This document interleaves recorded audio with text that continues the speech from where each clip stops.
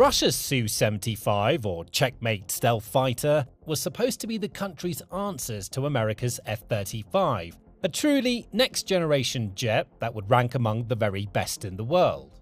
There's just one problem: it can't fly. Despite years of development and bold claims from the country's leadership, the Checkmate is, so far, just another entry in an increasingly long list of Russian military failures. Its story is one of false dawns and broken promises, an all-show, no-go sham that shows no signs of getting any better anytime soon. And it's a story that started in 2021 at the annual MAX Air Show held in Zhukovsky on the outskirts of Moscow. The MAX Show has historically been a popular place for Russia to unveil its latest and greatest aerial innovations. The first ever forward swept-wing Su-37, for example, featured at the 1999 edition of the air show. In 2011, Russia's leading fighter jet manufacturer, Sukhoi, showed off a prototype of its Su-57 for the first time.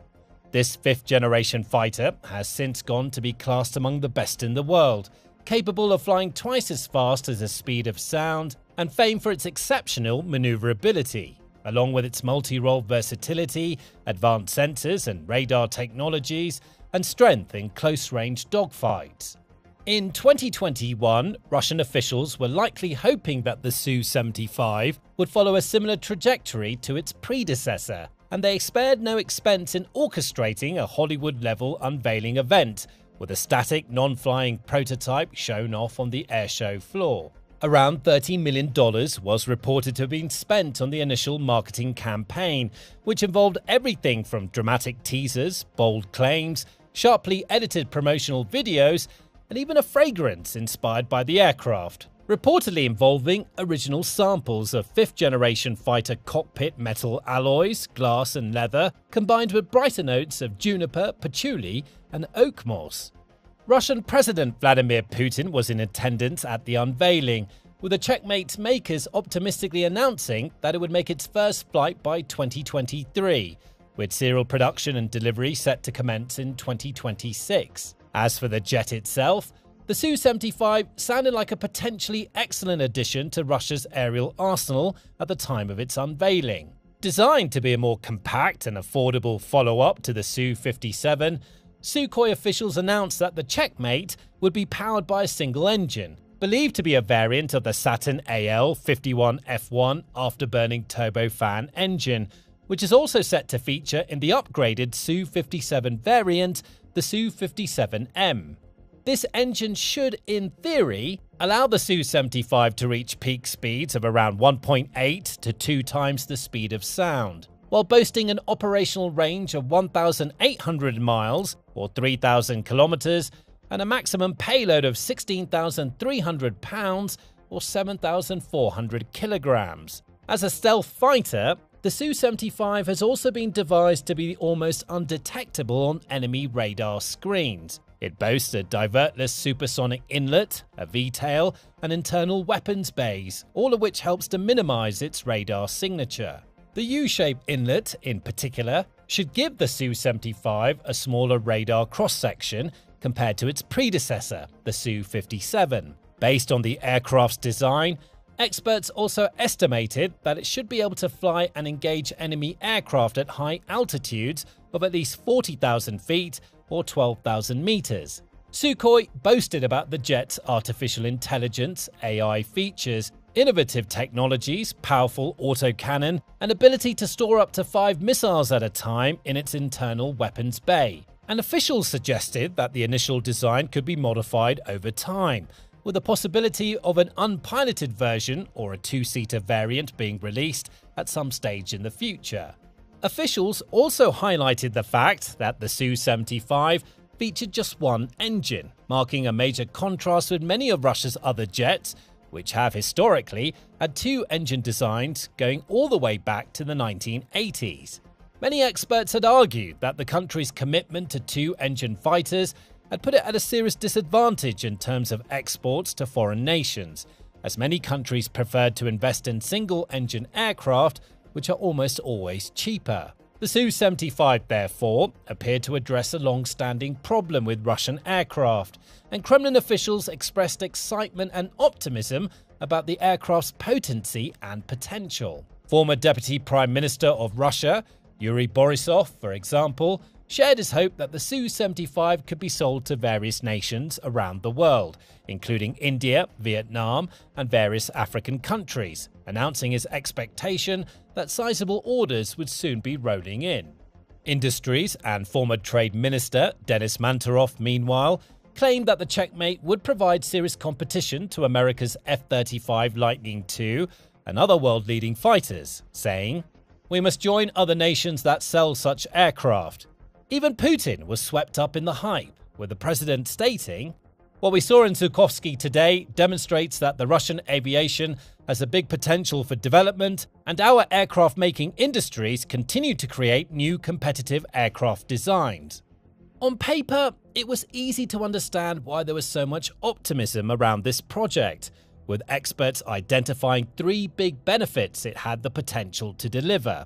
First, if the project proved successful, the Checkmate could help Russia regain some of the standing it had lost in the global fighter market, re-establishing it as one of the premier players in world-class jet development. Secondly, it was also supposed to provide a big boon in terms of military exports, with African and Asian nations in particular reportedly lining up to invest in the jet. Third and finally, thanks to its single-engine design, the Su-75 could possibly pave the way for more efficient and cost-effective fighter production, helping Russia remain competitive and continue to improve its aerial forces without having to spend excessive or extortionate amounts on each fighter. Indeed, official estimates suggested that the Checkmate would cost just $25 to $30 million per jet, a veritable bargain when compared to the sometimes $100 million plus price tags associated with other world-leading fighters like the F-22, F-35, and Dassault Rafale. Especially at a time when drones are becoming such big parts of warfare, many militaries around the world are increasingly worried about developing and deploying extremely expensive jets, because if a single one gets damaged or destroyed by a kamikaze drone, the military is left with an enormous and embarrassing bill to pay. As one of the biggest investors and most active users of drone technology, Russia understands this better than anyone. The Su-75, therefore, seemed in many ways like the perfect project for the country to focus on, a sensible, strategic, affordable addition to the Kremlin's arsenal. But hype and hope are easy to build, and claims are easy to make. There's little challenge in drawing blueprints, making mock-ups, editing fancy trailers, or promising that this fancy new fighter is going to change the game with its supersonic speeds, superior stealth capacities, and cutting-edge tech. Actually delivering on those promises and building a jet worthy of the hype is a completely different task entirely, and it's one that Russia has consistently failed to achieve. Back in 2021, for example, at the Max Air Show, Russia may have had an airframe of the Su-75 on display for all to see, but it was a non-flying prototype, little more than an oversized children's toy, entirely incapable of taking off or posing any sort of threat to any of Russia's enemies. No problem, claimed aerospace officials. The Su-75 may not have been able to take to the skies in 2021, but it would be in the air by 2023. That was according to Yuri Sluza, former CEO of the United Aircraft Corporation, UAC, who told reporters, "The aircraft will fly in 2023. This is a prototype, not just a mock-up, not just a demonstrator. It will take to the air." It didn't. Years passed, and while some design changes have been made to the Su-75 during that time, it still hasn't left the ground. Its maiden flight was pushed back from 2023 to 2024, then 2025, and test pilot Sergei Bogdan even recently called on divine intervention to help the Checkmate take off for the first time in 2026, stating, "I think it's early 2026. The plane is already in the workshop, undergoing final modifications, and there are already specific timelines, so, God willing, it should happen fairly soon." In the meantime, Russia continues to show off non-flying models at annual air shows. The 2025 Dubai Air Show, for example, once more saw a prototype Su-75 airframe on the show floor, with Rostec CEO Sergei Chemezov claiming that the prototype is almost at the stage of flight testing. He continued to strike a hopeful tone, suggesting that the aircraft will be in demand once development moves to the next stage. But for now, this is all little more than hot air. No matter what Kremlin or industry officials say or claim, the facts of the matter are clear. The Checkmate, in its current iteration, has no military value. It's a jet that can't fly, and a source of immense embarrassment for both its manufacturers and the Russian military industry on the whole, joining the ranks of other failed projects like the T-14 Armata, which was supposed to be one of the best tanks ever created, but has proven too expensive and awkward to deploy in Ukraine, or the Tupolev PAK-DA, a stealth bomber that has been stuck in development hell for decades. So, how and why has this project proven to be such a stuttering mess so far, full of false starts and broken vows? The answer can be summed up in a single word: war. Back in 2021, when the Su-75 was first unveiled, Russia hadn't yet invaded Ukraine. The future seemed relatively bright, and there appeared to be no obvious obstacles in the way that could disrupt or delay the development of this fancy new fighter jet. That's one of the reasons why industry officials appeared so confident about its first flight. Then 2022 happened. Putin gave the order to invade Ukraine, and the rest is history. From that moment on, even high-profile military projects like this one were pushed off the priority list and onto the back burner. The war cannibalized Russia's aerospace capacity, and resources that had previously been allocated to the development of advanced platforms and innovations, like the Sukhoi Checkmate, were suddenly reassigned. The country was far more concerned with keeping its existing operational aircraft in the skies, including older Soviet-era jets and bombers, than worrying about dedicating time, money and resources to making new ones. Even the factories that might once have been used to make next-generation aircraft components were suddenly tasked with fixing up damaged planes from decades gone by, or devising new upgrades and add-ons to make them more effective in attacks on Ukraine. They no longer had the capacity to work on a stealth fighter that might still require years of prototyping before it could even be officially introduced to the military. Budgets too can no longer stretch to cover the Su-75's growing development costs. New jets have to undergo extensive and expensive flight testing, and the Kremlin understandably preferred to funnel its funds towards other, more urgent matters, like making drones, glide bombs and missiles, paying personal salaries and so on. These issues have only got worse as time has gone by. International sanctions have effectively made it almost impossible for Russia to either acquire or produce the core components it needs to proceed with its next-gen fighter jet development, such as precision machining equipment and semiconductors, vital elements for the advanced avionics that a system like the Su-75 would surely need. Those sanctions are only going to get stricter and more intense as time goes by, making both imports and exports more challenging for the Kremlin to manage, while also dealing even more destructive blows to the Russian economy, which is already on its knees due to exorbitant wartime spending. The jet's manufacturers also haven't helped matters. According to reports, UAC has tasked designers with working on both manned and unmanned versions of the Su-75 at the same time. That effectively doubles their workload, and making an unmanned combat aircraft, UCAV, is incredibly difficult. No such aircraft has ever been used in real combat conditions yet, so the teams that are working on the Checkmate have almost been given an impossible workload, not only having to build a new jet from scratch with incredibly tight budgetary and resource constraints, but also having to design a world-first autonomous flight system too. It would have made much more sense to focus on getting a manned version of the Su-75 finished and in the air first of all, before then moving on to start work on an unmanned variant. But as history has shown, Russia rarely does things the sensible way, and now it's paying the price.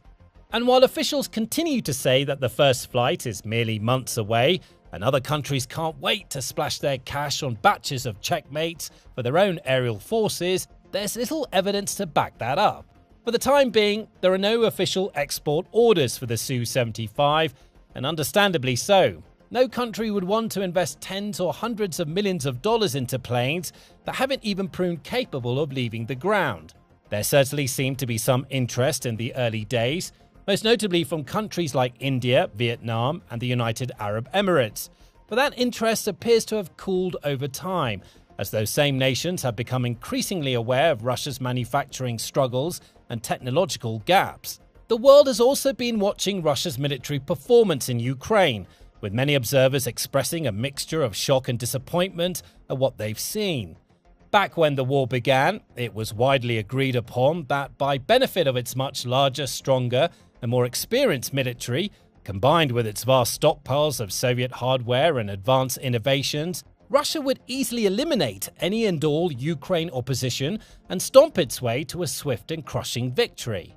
As we know now, that didn't happen. Instead, Russia's forces have toiled for several years now, suffering dramatic losses on land, at sea, and in the air. Its reputation as one of the world's mightiest military superpowers has been shattered as its supposedly world-beating tanks, aircraft, air defenses, and other assets have routinely been blunted, damaged, and destroyed by what was supposed to be a dramatically weaker opponent. Many countries, especially across Asia, once saw Russia as the perfect partner to go for military innovations, like armoured vehicles and fighter jets. But the country's repeated failures in Ukraine have turned those opinions upside down, leaving many wondering if Russian military hardware is worth investing in at all.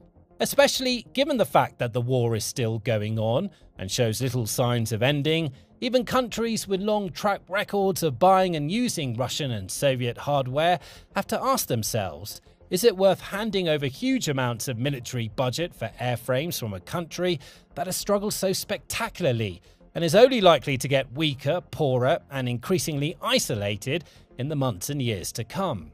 For many, the answer is clear to see, and several countries have already distanced themselves from the program.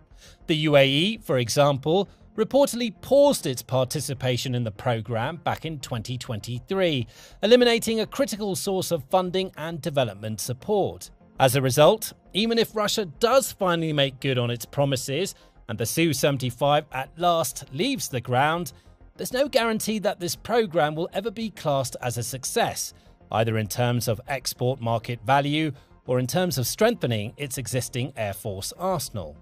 Indeed, in many ways, Russia's own actions in Ukraine have proven that next-gen fighters like the Su-75 may not have much of a part to play in the Kremlin's Air Force anymore. The country struggled and failed to achieve air superiority early on in the war, and soon started to focus much more heavily on drones, electronic warfare, and dumb munitions, gradually negating the need for jets like this one.